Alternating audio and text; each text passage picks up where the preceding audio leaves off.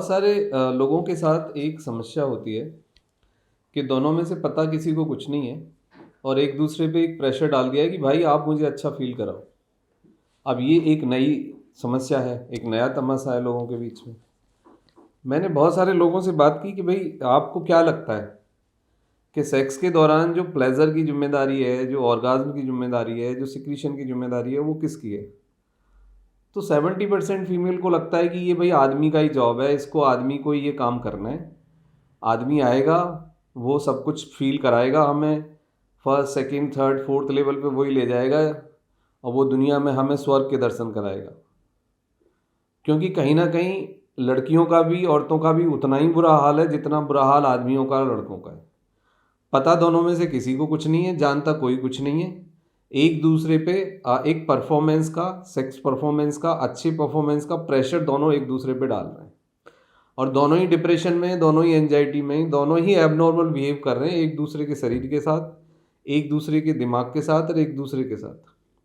लेकिन आप इसको थोड़ा सा समझिए, ज़रा सोचिए, थोड़ा सा एजुकेट करिए अपने आप को और इस प्रेशर को हटाइए, क्योंकि ये प्रेशर लेट एंड अर्ली आपके रिलेशनशिप को बर्बाद कर देगा। आप डिप्रेशन में जाओगे, आप एंजाइटी को बिलोंग करोगे, आप एबनॉर्मल हरकत करोगे, कोई ना कोई फिर नशा करोगे और कहीं ना कहीं आप अपने जीवन को बर्बाद कर लोगे। तो थोड़ा सा समझने की ज़रूरत है। देखो, सेक्स की पहली बात तो 4 स्टेजेस हैं, चारों स्टेजेस को समझिए।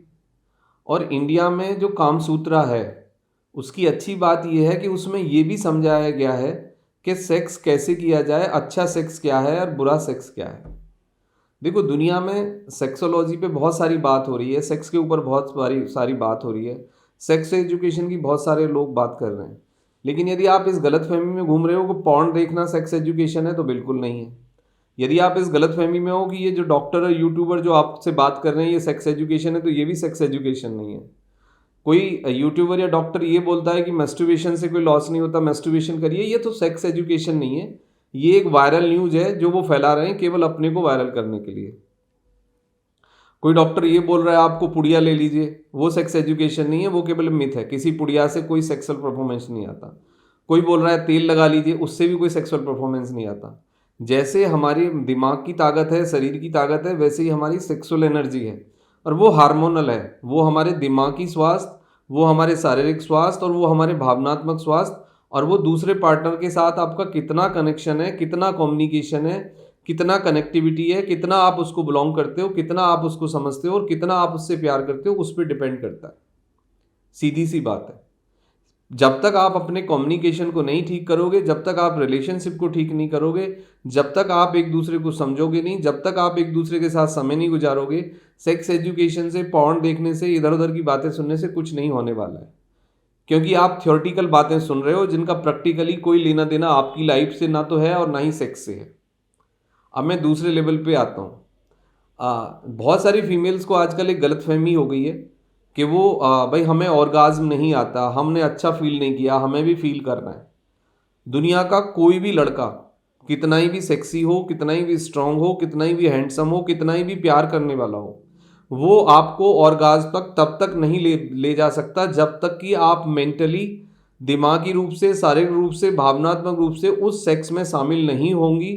जब तक आप उस सेक्स को प्लेफुल उस इंसान के साथ नहीं बनाओगे, जब तक आपका इन्वॉल्वमेंट नहीं आएगा, कोई भी दुनिया का लड़का, कोई भी प्ले बॉय, कोई भी कितना ही स्ट्रांग आदमी हो, वो आपको ऑर्गाज्म तक नहीं ले जा सकता, वो आपको सेक्स की फीलिंग नहीं करा सकता, वो आपके स्ट्रेस को कम नहीं कर सकता और वो आपको जॉय, लस्ट नहीं दे सकता। तो यदि इस गलत फहमी में कोई फीमेल है तो वो बिल्कुल गलत फहमी है 100%। जब तक सेक्स में दोनों इंसानों का इन्वॉल्वमेंट नहीं होगा, दोनों इंसान सेक्स को ना तो प्लेफुल बना सकते हैं, ना ही हेल्दी बना सकते हैं, ना ही जी सकते हैं और ना ही दोनों ऑर्गाज्म को अचीव कर सकते हैं, दोनों पीक लेवल पे नहीं जा सकते। तो ये तो रहा एक हिस्सा। अब मैं दूसरे हिस्से पे आता हूँ। सेक्स एक दिमागी और हार्मोनल एक्ट है। जब तक आपका दिमाग तैयार नहीं होगा तो आपके हार्मोन्स का सिक्रीशन नहीं होगा। जब तक आपका हार्मोन्स का सिक्रीशन नहीं होगा, आप सेक्स को परफॉर्म नहीं कर पाओगे, आपका ड्यूरेशन बहुत कम रहेगा, वो फ्रैक्शन वाला होगा। मैकेनिकल सेक्स कभी भी ऑर्गाज्म पे नहीं ले जा सकता। मैकेनिकल सेक्स कभी भी आपको पीक पे नहीं ले जा सकता। मैकेनिकल सेक्स कभी भी आपको दिमागी रूप से, शारीरिक रूप से, भावनात्मक रूप से संतुष्टि नहीं दे सकता। मैकेनिकल सेक्स हेल्दी नहीं हो सकता, उससे आपको नुकसान होगा और बहुत बड़ा नुकसान होगा। फर्स्ट लेवल पे जो नुकसान होता है वो शायद तुम्हें दिखता है, लेकिन मैकेनिकल सेक्स और कैजुअल सेक्स से बाद में बड़े लेवल पे बहुत बड़े नुकसान होते हैं और दो रिश्ते या तो बर्बाद हो जाते हैं, या डिप्रेशन में आ जाते हैं, या एक दूसरे के साथ वायलेंस करते हैं, या नशा करते हैं। तो सेक्स का सही होना, उस प्रक्रिया का, संभोग का सही होना, दोनों का सम्मिलित होना, ये बहुत जरूरी है। मैं एक बात बोलता हूँ क्लियरली, सेक्स को माइंडफुल एक्ट बना लीजिए दोनों लोग मिलके, आपकी लाइफ में बहुत सारी समस्याएं ठीक हो जाएंगी और आपका रिलेशनशिप बहुत स्मूथली, बहुत अच्छे से चलेगा और आप दोनों की प्रेजेंस एक दूसरे को भाएगी भी, आप एंजॉय भी करेंगे, लाइफ को अच्छे से जिएंगे। मानसिक स्वास्थ्य, शारीरिक स्वास्थ्य, भावनात्मक स्वास्थ्य भी आपका ठीक रहेगा और आपके फैमिली में भी वो पॉजिटिव एनर्जी ट्रांसफॉर्म होगी। आपके बच्चे भी बहुत डिसिप्लिन, एक्टिव और बहुत ही अच्छे इंसान बनेंगे। तो ये बहुत ज़रूरी है। अब दूसरी बात आती है कि बहुत सारे मिथ्स में हम लटक गए हैं। बिल्कुल देखो, जी स्पॉट को एक्टिवेट तब तक नहीं किया जा सकता जब तक दो इंसान इन्वॉल्व नहीं होंगे। देखो, whole vagina is a very sensitive organs. Vagina को आप जितना लुब्रिकेट करेंगे, जितना एक्टिवली उसके साथ प्ले करेंगे, then you can achieve the orgasm. G spot को ढूंढने की कोई ज़रूरत नहीं है। वैसे जिन लोगों को जी स्पॉट को ढूंढने में दिलचस्पी है, उनके लिए कुछ नहीं है। वेजाइना का जो टॉप है, ऊपर टॉप वाला जो पार्ट है, वहाँ पे 1 से 2 सेंटीमीटर के अंदर सेंसिटिवनेस बहुत ज़्यादा होती है, वहीं जी स्पॉट होता है। दूसरा, whole body is sensitize if you are in love. यदि आप वो एक्ट बहुत अच्छे से कर रहे हैं, इन्वॉल्व होके कर रहे हैं, तो सेंसिटिवनेस के, टचिंग के बहुत सारे दूसरे भी एरिया हैं।